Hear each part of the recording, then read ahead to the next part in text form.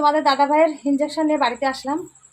তো কি বলবো, পুরো হাঁপিয়ে গেছি, হেঁটে গেছি আবার হেঁটে এসেছি পুরো। তো এই যে সেই ইঞ্জেকশন নিয়ে চলে আসলাম।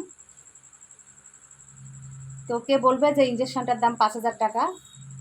ছোট্ট একটা ইঞ্জেকশন, তোমরা দেখলেই বুঝতে পারবে। তোমাদের আমি নিশ্চয়ই দেখাবো কালকে, আজকে না কালকে। তোমাদের দাদাভাই বাড়িতে বসে ইঞ্জেকশনটা নেবে, কারণ হসপিটাল থেকে ইঞ্জেকশনটা নেওয়ার কথা ছিল, কিন্তু এই গরমে আর হসপিটালে যেতে পারবো না। তো ডাক্তারের কাছে গেছিলাম যখন কল্যাণী এমসে, তো ডাক্তারকে বলেছিলাম যে ইঞ্জেকশনটা কি আমরা বাড়ি থেকে নিতে পারবো, তাহলে আর এত কষ্ট করে আসতে লাগবে না আমাদের।